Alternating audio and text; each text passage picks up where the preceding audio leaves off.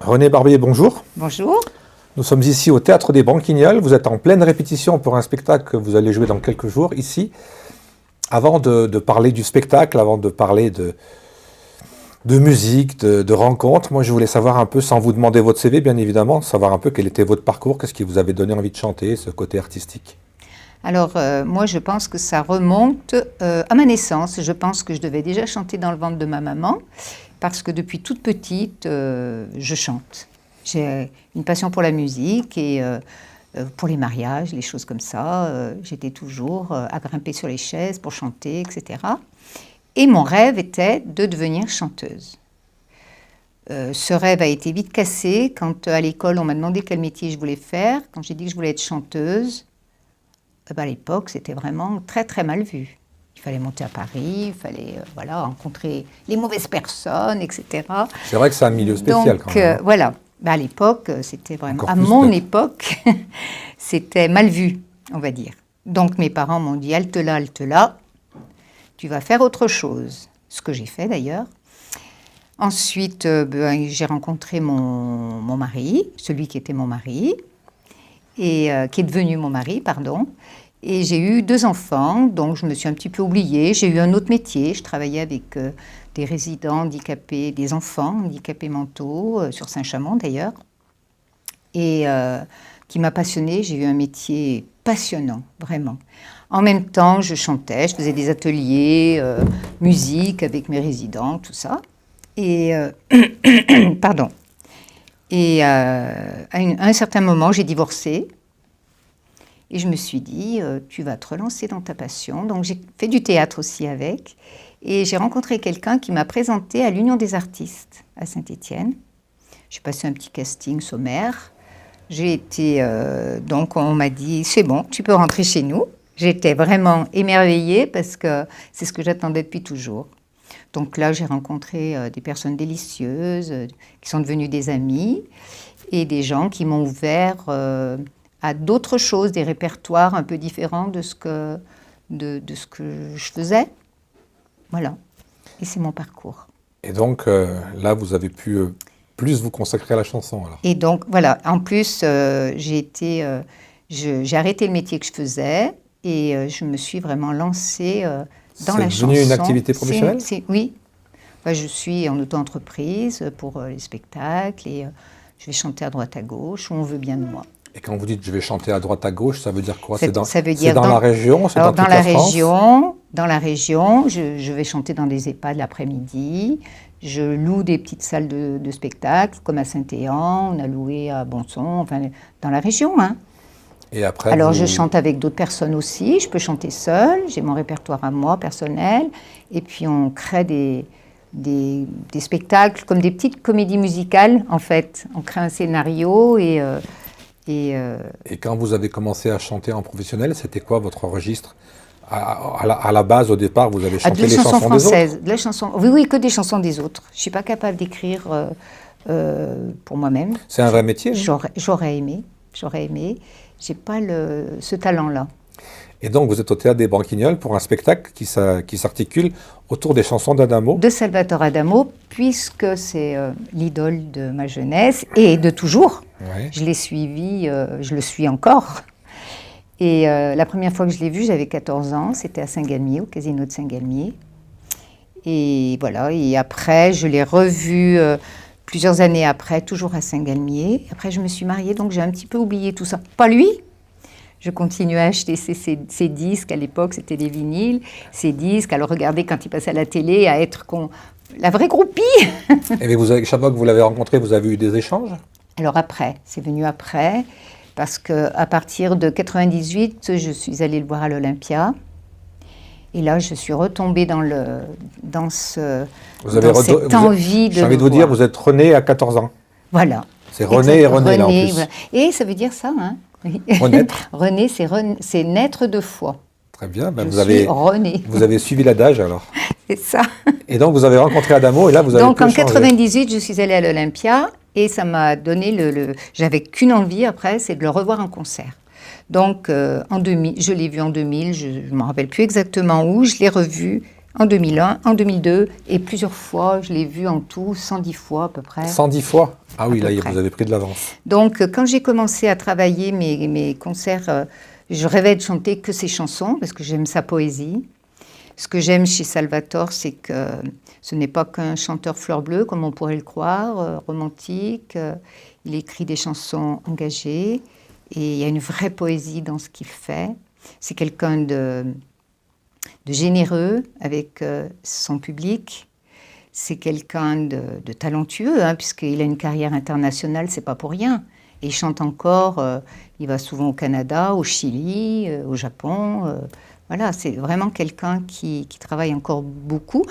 Un petit peu moins là ces temps-ci, puisqu'il a été souffrant l'année dernière, mais il recommence ses concerts le 5 mai en Belgique, où je serai, bien sûr. Et vous avez quelle relation, donc, du coup, avec, Alors, avec lui? Est-ce que c'est toujours une relation de groupie ou alors c'est une relation un peu plus amicale, j'ai envie de vous Alors, demander? depuis quelque temps, on va dire, bon, il m'a téléphoné 2 fois pour avoir mes nouvelles, mais si vous voulez, en 2009, avant ça, j'ai créé une association pour faire redécouvrir aux gens qui avaient laissé un petit peu Salvatore Adamo dans les oubliettes un peu, hein, c'était le chanteur de leur époque.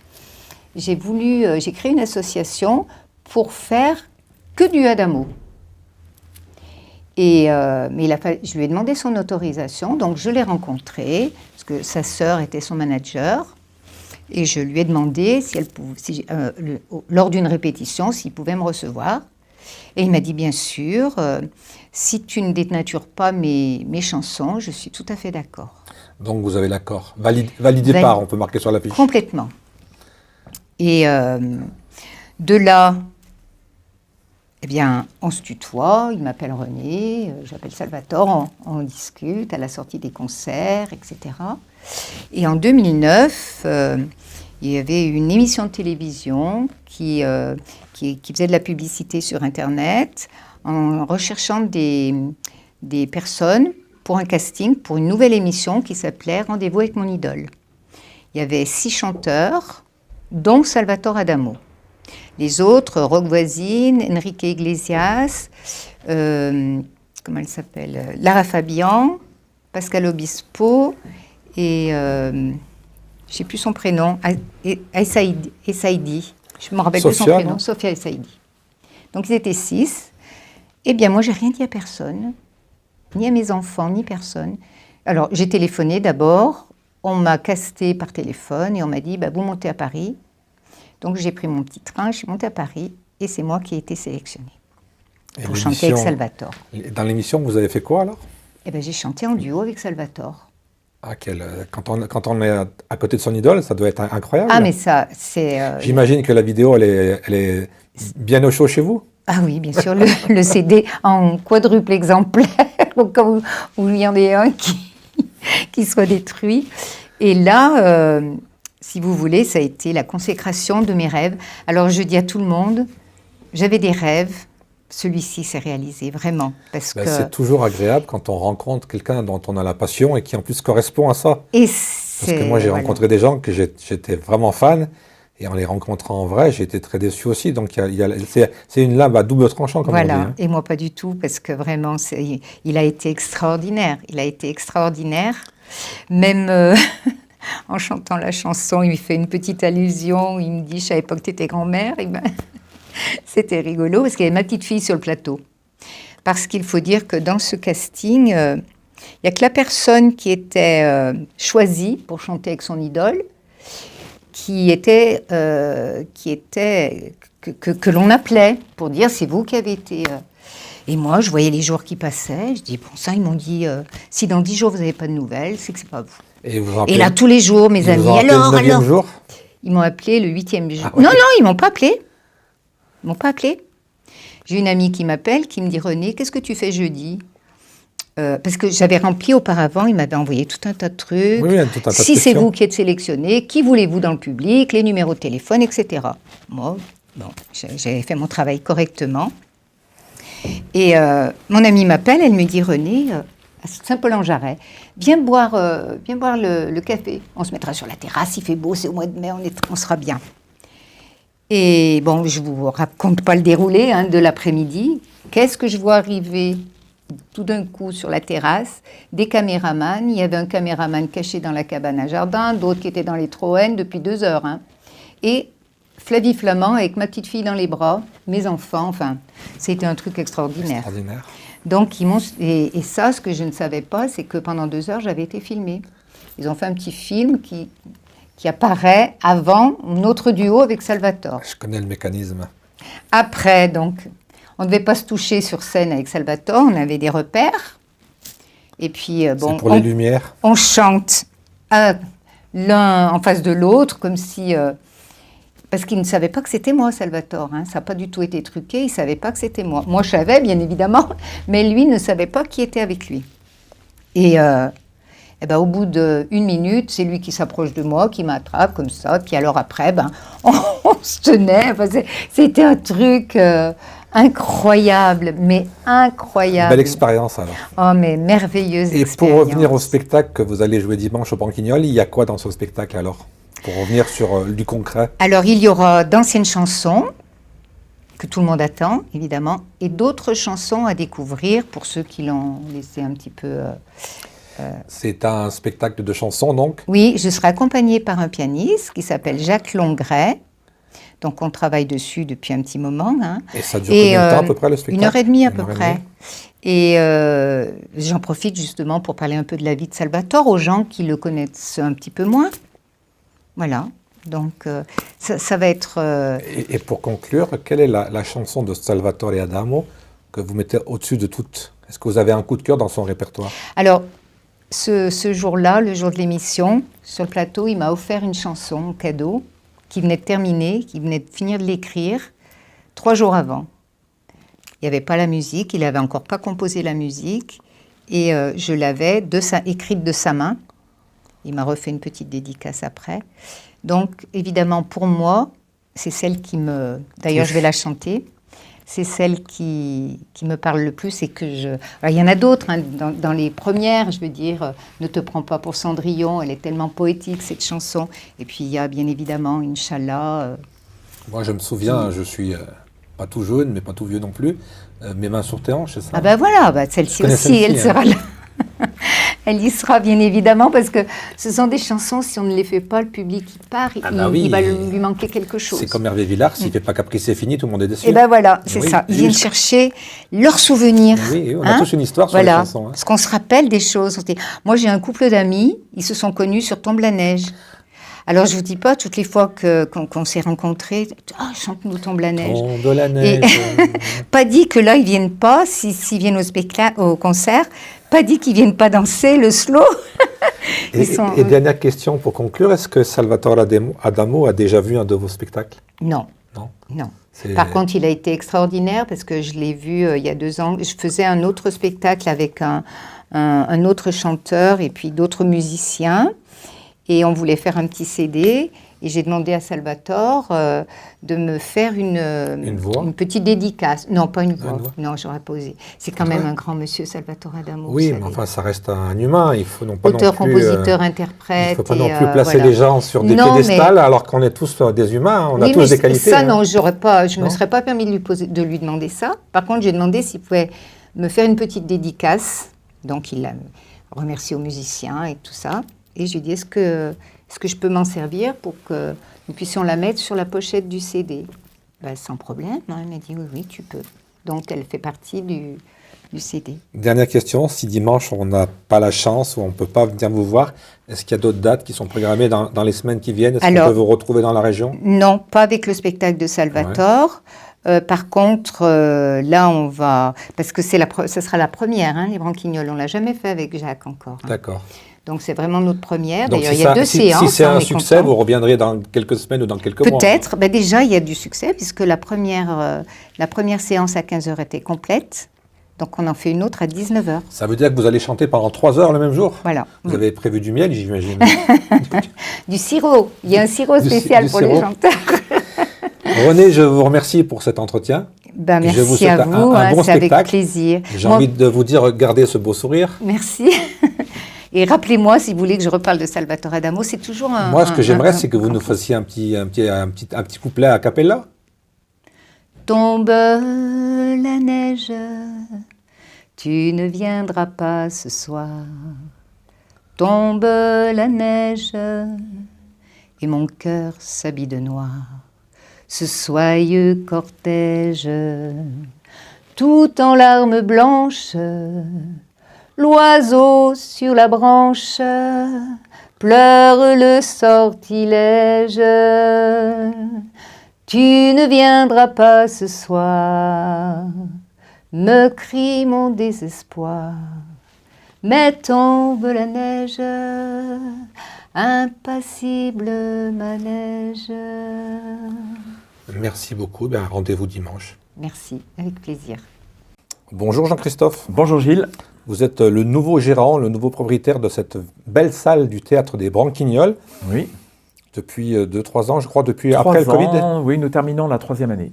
Oui. Ben, on va vous poser une question toute simple. Oui. Comment ça se passe au niveau du rapport? Vous êtes content de ce que vous faites? Vous êtes content? Vous êtes dans les objectifs? Vous êtes en adéquation avec vos envies? Comment ça se passe?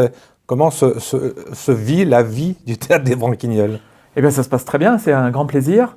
C'est un théâtre associatif, donc nous sommes bénévoles. Et en fait, c'est un petit peu comme une grande famille ou un club où on a des gens qui viennent très régulièrement, qu'on apprécie beaucoup. C'est des amis. Et puis, on a beaucoup d'artistes qui viennent se produire d'eux-mêmes, qui nous aident. C'est très sympathique. Les rendez-vous, c'est en fin de semaine? Comment ça se passe?